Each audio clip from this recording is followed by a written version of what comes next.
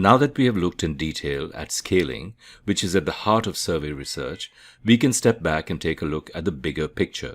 That is, the overall structure of a questionnaire and the considerations important in designing a questionnaire. There is no formula, of course, for creating a good questionnaire, as every situation will be different, but there are a set of guidelines to keep in mind. In questionnaire design, we go through the following steps. We plan what we need to measure, we formulate the questions, we place them in an appropriate sequence, and then put in the finishing touches.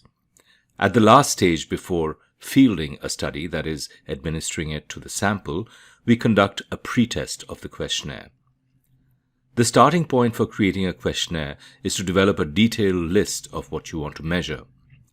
This, of course, depends on your research objectives and information needs. The more detailed the information needs, the easier it is to translate each need into one or more questions for the questionnaire. This is why exploratory research is important before beginning work on the questionnaire. Keep it focused and keep it as short as you can, given the objectives, so it is relevant and useful in making recommendations to management. Ask questions that the respondent can answer. If you ask them to recall past behavior, don't ask about behavior that occurred a long time ago. Make sure that the respondent has the knowledge needed to respond. For example, if the survey is about cell phone providers and the respondent is not the one in the household who makes that choice, you won't get much useful data from them. Finally, if you're asking sensitive questions, that is, questions the respondent may not be comfortable answering, ask them as late in the questionnaire as possible. Sensitive questions may include anything from questions about income, education, etc., to questions about illegal activities or socially unacceptable behavior, such as racist or sexist behavior. The respondent may be reluctant to answer them, so it's best to ask them later in the questionnaire. The next step in the questionnaire development process is to formulate specific questions. The following considerations or guidelines are useful when thinking about wording. Should they be open-ended questions or closed-ended? Open-ended questions are those where the respondent is not asked to choose between a set of pre-specified responses, but is asked to answer in their own words. Closed-ended, also known as structured response questions, are those where the respondent is given a list of options from which they select their answer. The main advantage of open-ended questions is that they eliminate the possibility that the respondent will be biased by the options listed. With closed-ended questions, this bias may be substantial depending on the wording. For example, if you ask the question, "Do you get headaches frequently? And if so, how often?" people report an average of 2.2 headaches per week. But if you reword the question to ask, "Do you get headaches occasionally? And if so, how often?" the number of headaches reported decreases.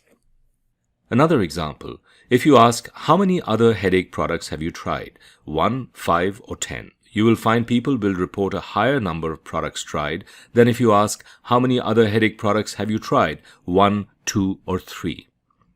How long was the movie? Results in 130 minutes. How short was the movie? Results in 100 minutes. How tall was the basketball player? Gives you 79 inches. How short was the basketball player? Lowers the estimate by 10 inches.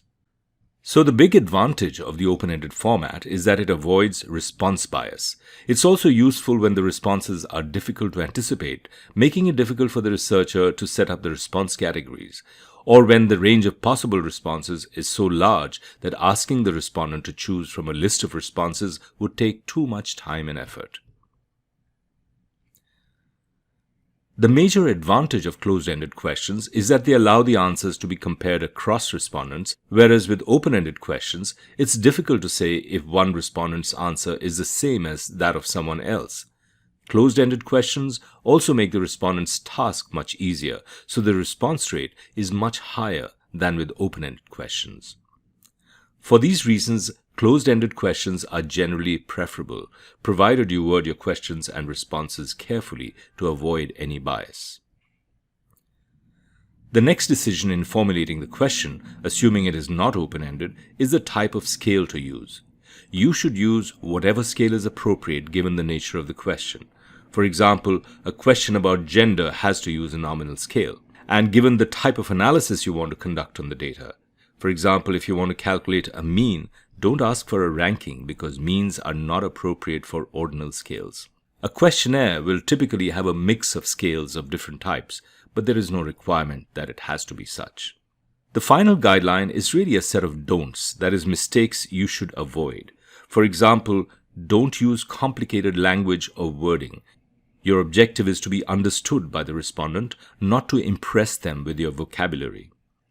Don't use words or phrases that are ambiguous, that can be interpreted in more than one way.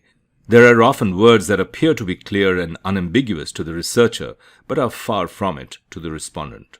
For example, are you a loyal buyer of brand X, or do you buy this product regularly, or are you a frequent purchaser of cereal? We leave the respondent wondering as to how to interpret loyal and regular and frequent. Even relatively innocuous sounding questions can be ambiguous. For example, do you drink beer? Might be difficult to answer for someone who drinks beer very infrequently. How should someone answer if they drink it once in 6 months? A better way to formulate this question is to ask, have you consumed beer at least once in the last 6 months? Here the definition of drinking is clear and the question is easy to answer. Don't use leading questions. A leading question is one that suggests a specific answer. You've probably seen this on TV in popular crime shows such as Law & Order. When the prosecutor asks the defendant, "Isn't it true, sir, that you hated the victim and wanted him dead?" That's a leading question because it suggests that it is true.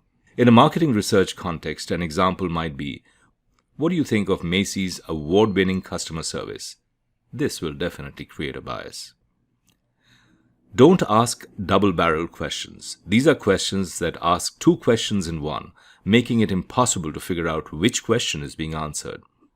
For example, do you ever feel guilty when you download music illegally? Is really asking two questions. If someone responds no, does that mean they don't download music illegally or that they don't feel guilty when they do? Impossible to say. Don't ask one-sided questions. A one-sided question is a subtle form of a leading question where you implicitly suggest the answer by highlighting one side of the issue. For example, do you feel the proposed tax increase is unfair? Is one-sided. By highlighting the viewpoint that it is unfair, you are likely to bias the response. A more neutral formulation would be, how do you feel about the proposed tax increase? Don't make assumptions, as the assumption may be wrong. For example, for whom did you vote in the last election? Assumes that the respondent voted in the last election.